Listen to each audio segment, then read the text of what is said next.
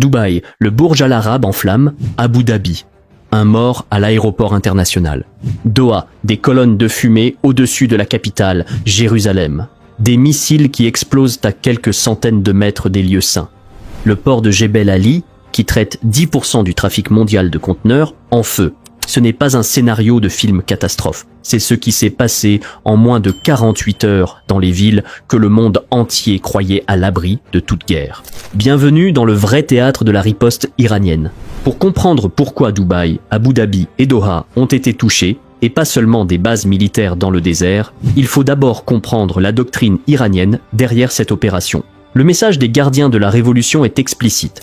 Toute infrastructure hébergeant ou soutenant les forces américaines et israéliennes est une cible légitime. Ce n'est pas une rhétorique, c'est un plan d'opération. Mais la riposte iranienne a rapidement dépassé les seules bases militaires. Elle a atteint les aéroports, les ports, les hôtels, les complexes diplomatiques, les artères commerciales. Pourquoi ? Parce que l'Iran envoie un message qui va au-delà du militaire. Si vous abritez la puissance américaine sur votre sol, vous supportez les conséquences économiques de cette alliance.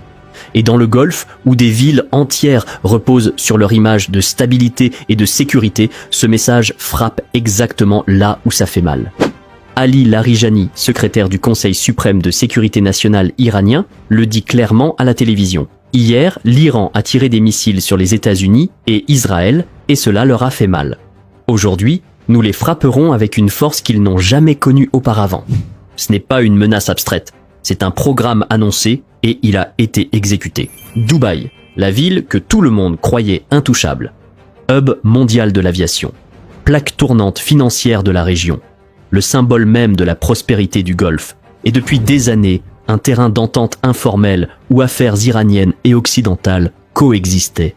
Tout ça vient de prendre fin en une nuit. Des missiles et des drones iraniens frappent dans et autour de Dubaï. Les systèmes de défense aérienne s'activent au-dessus de la ville. Et c'est là que se produit quelque chose que personne n'avait vraiment anticipé. Les débris des missiles interceptés tombent eux-mêmes sur les infrastructures.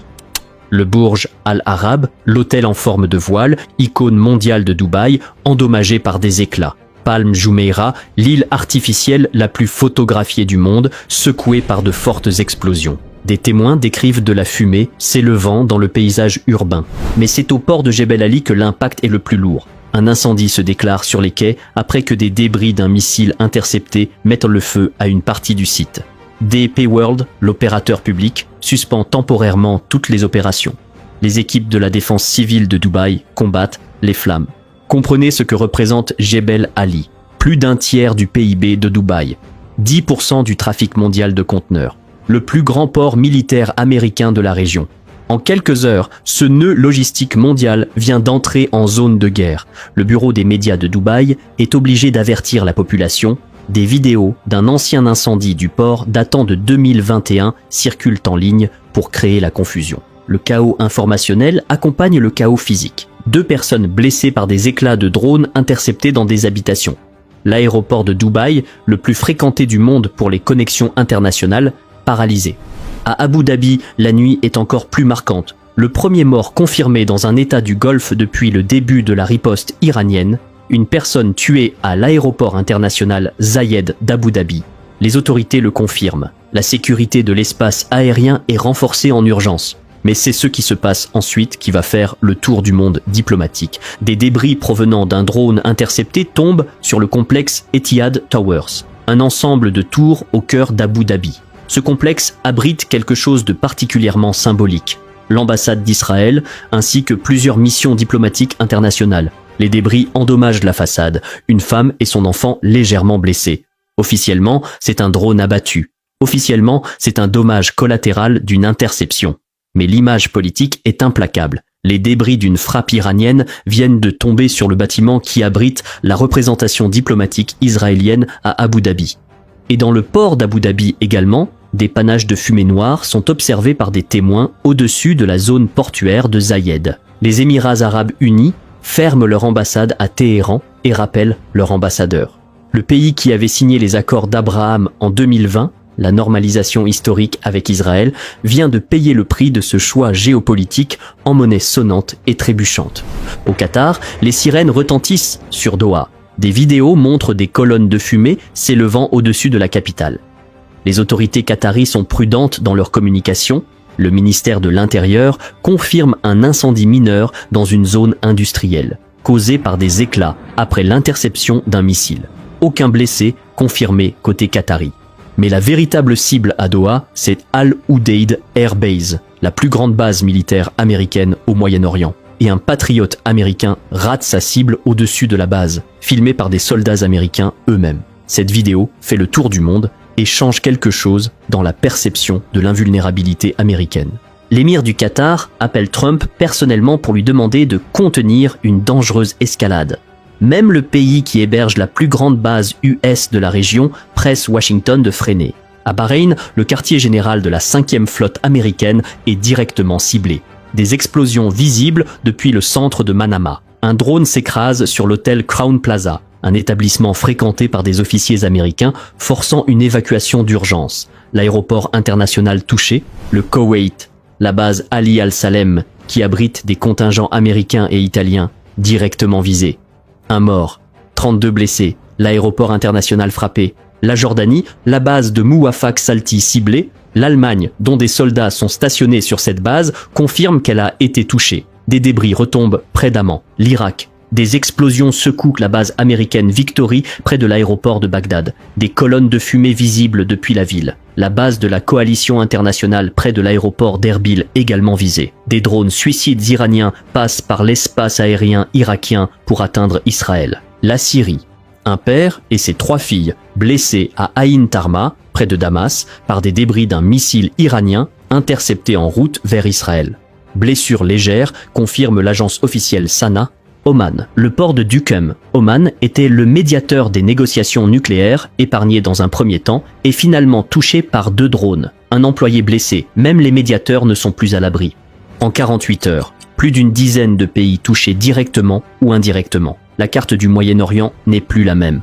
Mais revenons à Israël, où la riposte iranienne produit ses bilans les plus lourds. Tel Aviv. Des missiles iraniens frappent la capitale économique. Au moins 40 bâtiments endommagés selon la municipalité citée par Haaretz. Plus de 200 habitants forcés d'évacuer, relogés dans 3 hôtels. Le président israélien Herzog se rend lui-même sur les lieux de l'impact, puis Beit Shemesh, dimanche après-midi. 9 morts, 28 blessés, 11 personnes disparues sous les décombres. Un quartier résidentiel, une synagogue, un abri anti-bombe public effacé. Confirmé par le Magen David Adom, Al Jazeera, Reuters et le Times of Israel. Et puis, et c'est là que la dimension symbolique devient explosive, des missiles iraniens atteignent Jérusalem. Pas les abords, Jérusalem. 6 blessés confirmés par le Magen David Adom. Des explosions entendues dans la nuit dans la ville sainte à quelques kilomètres des lieux les plus sacrés de 3 religions mondiales. Pensez à ce que cette image représente dans le monde musulman, dans le monde chrétien, dans le monde juif. Des missiles iraniens sur Jérusalem. C'est une séquence qui dépasse la stratégie militaire. Elle touche quelque chose d'infiniment plus profond. Le gouvernement israélien décrète l'état d'urgence national. 100 000 réservistes mobilisés. Tous les hôpitaux transfèrent leurs services dans des installations souterraines. Et le 2 mars, la guerre prend une nouvelle dimension. Le Hezbollah, qui observait un cessez-le-feu avec Israël depuis novembre 2024, rompt le silence. Pour la première fois en plus de 3 mois, des roquettes et des drones sont tirés depuis le sud du Liban en direction d'Israël. L'armée israélienne confirme, c'est bien le Hezbollah.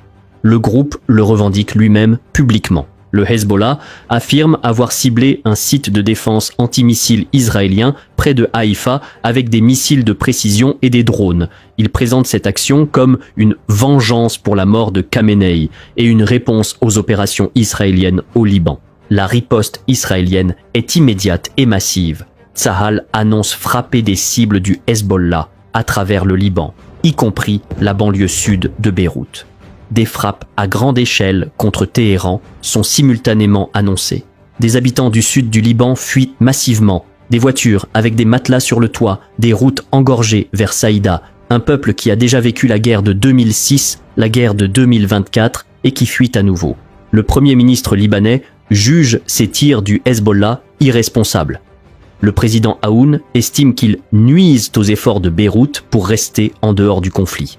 Mais les deux pays n'écoutent pas Beyrouth. Le front nord d'Israël est désormais réactivé. Le cessez-le-feu de novembre 2024, qui avait coûté des mois de négociations, vient de s'effondrer en quelques heures. Pendant que les missiles volent, les discours se durcissent de chaque côté jusqu'à un niveau rarement atteint. Mohammad Bagher Kalibaf, président du Parlement iranien, face caméra. Vous avez franchi notre ligne rouge et vous devez en payer le prix. Nous vous porterons des coups si dévastateurs que vous serez vous-même contraint de supplier. Et il va plus loin. Il affirme que tout avait été prévu, y compris le scénario de la mort de Khamenei. Des dispositions complètes ont été prises pour la période qui suivrait l'éventuel martyre de notre imam Khamenei. Et vous verrez qu'avec la formation du conseil de direction, un niveau absolument inimaginable d'autorité et de cohésion profonde prendra forme. Ce n'est pas de la propagande réactive, c'est un homme qui dit « Nous avions anticipé exactement ça, et notre réponse était déjà planifiée ». En face, Trump prend la parole dans un discours qui va durer plusieurs minutes. Il décrit Khamenei comme l'une des personnes les plus maléfiques de l'histoire. Il annonce que la chaîne de commandement iranienne a disparu et que des officiers appellent par milliers pour demander l'immunité. Il promet de venger les 3 soldats américains tués. Et puis vient la phrase qui résume tout. Malheureusement, il y en aura probablement d'autres avant la fin, c'est ainsi. 3 soldats américains morts, confirmés par le CENTCOM. Trump lui-même admet qu'il y en aura d'autres.